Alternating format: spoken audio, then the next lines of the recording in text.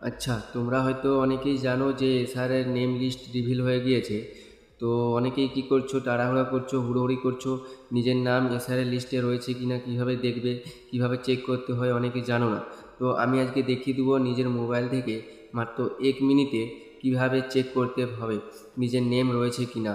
তো এর জন্য ভিডিওটা লাস্ট পর্যন্ত দেখো, আর যদি ভালো লেগে থাকে তাহলে সাবস্ক্রাইব করে পাশে থেকো। চলো দেখিয়ে দিচ্ছি কিভাবে চেক করতে হয়। এর জন্য সবার প্রথমে ব্রাউজারটি ওপেন করবে এবং ভোটার কার্ড লিখে সার্চ করবে। তো সবার প্রথমে ভোটার লেখা রয়েছে, এখানে ক্লিক করবে। এরপর তোমরা একটু নিচের দিকে আসবে। নিচের দিকে আসলে দেখতে পাবে ডাউনলোড ইলেকট্রাল রোল লেখা রয়েছে, এখানে ক্লিক করবে।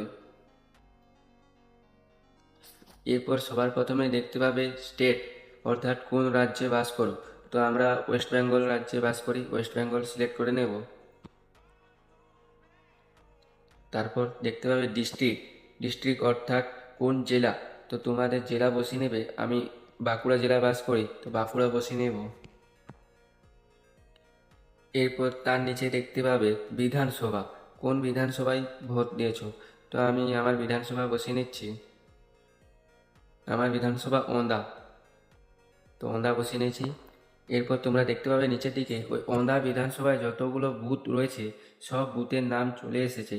এরপর তোমার যদি এইখানে নাম না আসে, এর নিচে অ্যারো অপশানে ক্লিক করে করে তোমার বুথটি সিলেক্ট করে নেবে। তো আমি তোমাদেরকে দেখানোর জন্য যে কোনো একটি বুথ সিলেক্ট করে নিচ্ছি। এরপর উপরে ক্যাপচা, এই ক্যাপচা বসিয়ে নেবে দেখে দেখে।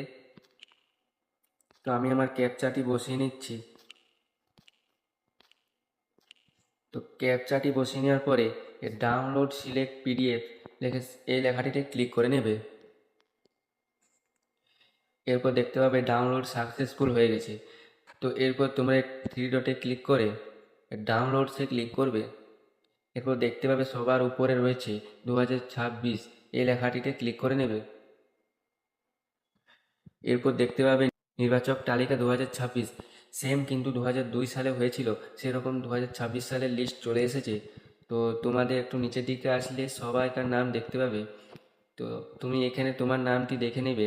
ঠিক এভাবে নিজের নাম চেক করে নিতে পারবে মাত্র 1 মিনিটে নিজের মোবাইল থেকে। তো এইরকম ভিডিও যদি ভালো লেগে থাকে সাবস্ক্রাইব করে দিও।